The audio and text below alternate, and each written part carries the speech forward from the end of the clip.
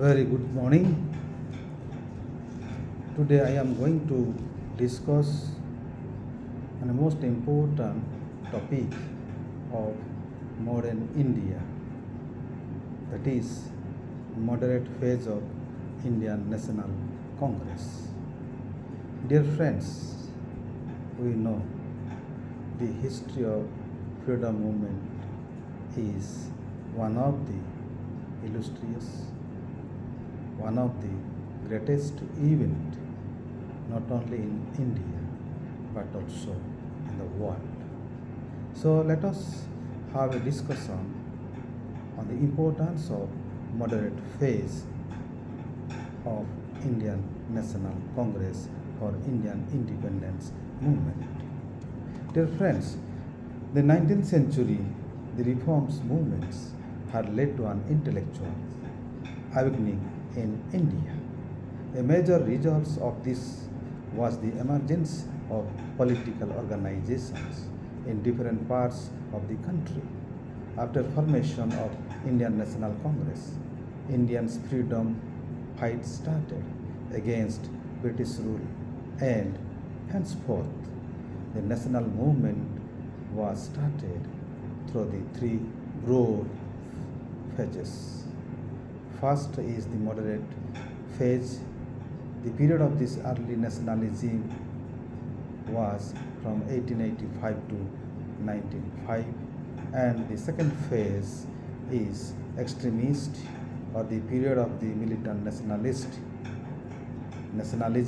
that is from 1906 to 1919, and the Gandhian phase, that is the time of 1919 to 1947 of Indian independence. The early Congress leaders were hard followers of moderate politics. They believed in a happy combination of liberalism and moderation. They were formed a moderates. Formation of Indian National Congress is one of the most important events in the history of Indian freedom movement. The Indian National Congress was formed in 1885 by Alan Octavian Hugh along with Dadabhai Naroji and Dinsa Wacha in December 1885. The first session of the Indian National Congress was held at Bombay under the presidency of Umesh Chandra Banerjee. The first women graduate of Calcutta University, Kandamini Ganguly, took part in the Congress session held in 1890. The moderate phase, that is the Congress politics from 1885 till 1905, is referred to as the moderate phase of Congress. The moderate were named so because they agitated within the confines of the law and made orderly political progress. The moderates were influenced by utilitarian theory. The moderates believed that British rule was important to bring modernization to India. They were conscious of the exploitative nature of British rule but wanted its reform, not explosion. The moderate leaders were like Umesh Chandra Banerjee, Dadabhai Naroji, Badruddin Tyabji, Sir Firoz Shah Mehta, Gopal Krishna Gokhale, Surendra Nath Banerjee, P. Anand Charlu, Ramesh Chandra Datta, and Anand Mohan Bose were the leading figures during this moderate phase of Indian nationalism and national movement. The ideology of the moderates, they believed the liberalism and moderate politics, and they needed to make an Indian nation democratic self-governance and moderate civil rights. The moderate were convinced that the basic intention of the British was to be just to Indians. They believed that presenting the public demands and public opinions to the British government. They voiced their opinions through the press and through the Congress sessions. Many Congress leaders were editors of important newspapers and they criticized government policy through the newspapers. The method of moderates is known as 3 P's, that is P for prayer, P for petition, P for protest. Prayer, petition, and protest is the methods that the moderate leaders adopted to achieve for the Indians. They aroused the national spirit by creating a strong public opinion and thereby unite them on common political questions. To persuade the British government to introduce reforms on the lines demanded by them. The moderate, they have done so many works. The moderates' real aim was to educate the Indian people because politics is new to this land. The Congress sent deputations of Indian leaders to Britain to present the Indian viewpoints. Dadabhai became a member of the British House of Commons and set up a strong Indian lobby there. In 1889, a British committee of the Indian National Congress was set up. In 1890, the weekly journal India was started by this committee to educate the British people about Indian issues. In 1892, a session of the Indian National Congress was scheduled to be held in London to spread awareness about Indian grievances, but the idea was postponed due to British elections and was never taken up again. Military reforms and civil rights, for instance, some of the important demands, whereas political demands, expansion of legislative councils, more powers and more representation of Indians in them. Representation of Indians in the Secretary of State Council, Viceroy's Executive Council, and Governor's Executive Council. Separation of judiciary from the executive work to protect people from arbitrary act of bureaucracy and the people.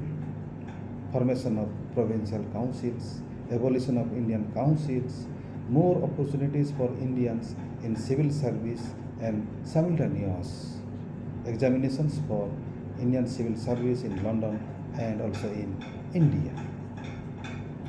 End of aggressive foreign policy against India's neighbors. The agenda of the Congress during this time also included and consolidation of the national sentiment, educating and uniting India on political issues.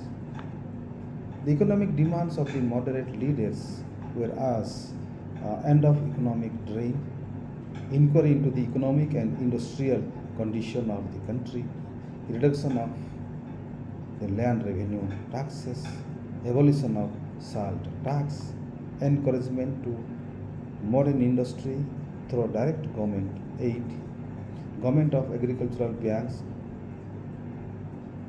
development of agricultural banks and the atrocities of money lenders, extension of irrigation facilities to save the people from famines,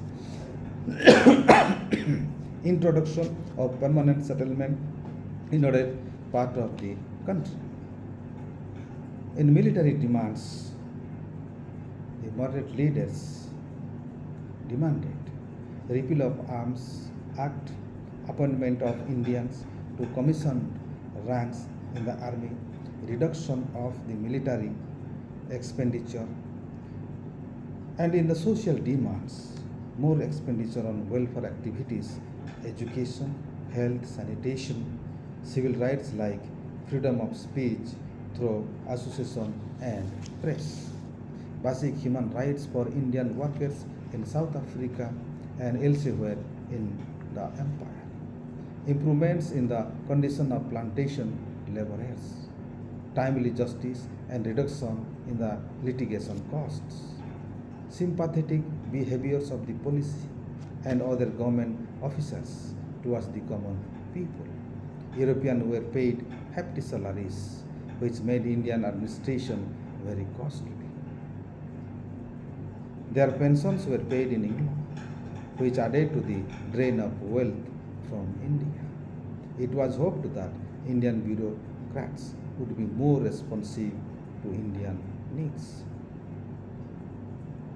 Along with this, the achievement of the moderate leaders were like the political achievements. In these political achievements, the moderate leaders demanded, and the Indian Council Act of 1892, as a result of the sustained agitation of the moderates, the British government was forced to pass the Indian Council Act of 1892. But this act did not fully satisfy the Congress leaders. The Indian civil service examinations in India, that is in 1893, the House of Commons passed a resolution for simultaneous examinations for Indian civil service in London, also in India. This demand was first referred to by Gopal Krishna Gokhale. In 1906, at the Calcutta session, Swaraj was explicitly demanded by Dadabhai Naroji. These early nationalists put up a strong defense of civil rights. This political work of the early nationalists contributed in germination of democratic ideas among Indian people. The early nationalism also contributed in training in the people in political work and popularizing among them modern ideas and didn't exposing the civil evils of British rule. In the economic critique of British rule, as another great work of the moderate was their economic critique of British rule in India. Early economists put forth the theory of drain of wealth, which is exploitation. Dadabhai Naroji, the first mentioned in drain theory in his book Poverty and British Rule in India. R. Siddharth mentioned it in his book Economic History in India. Later, this theory was used as a burning argument by the extremists to denounce British rule. In 1895, the Welby Commission on Indian Expenditure was appointed to inquiry into Indian expenditure. It was due to their incessant campaign that the defense of civil rights became an integral part of the freedom struggle.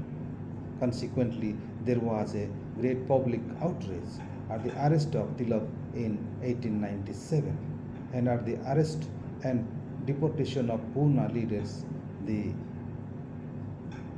Nattu brothers, without trial. The failure of the moderates, as like they failed to realize the importance of mass struggle and hence their confinement of the movement to the educated middle classes. Also, most of them failed to realize the true nature of the British for considerable time. It was only by the end of the 19th century that they realized that their faith in the far-mindedness of the British was misplaced. Finally, they failed to get anything substantial from the British through their constitutional methods. But in the conclusion, the moderate phase was important in the making of the nationalist movement in India. The most significant contribution of the moderates lay in the fact that they provided an economic critique of colonialism and linked it to Indian poverty. The moderate politicians had constructed a discursive field within which the nationalist attack on colonialism could be conceptualized. They formed nationalist movements, educated Indians, and shaped the Indian National Congress. Later, Indian freedom struggle were radicalized by the moderates' constraints.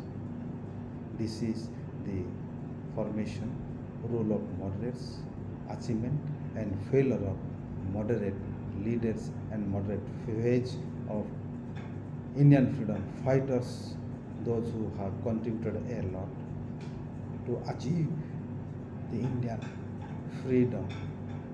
No doubt, they couldn't achieve much, but they lay the foundations too for the mass movement for Indian independence. Thank you all.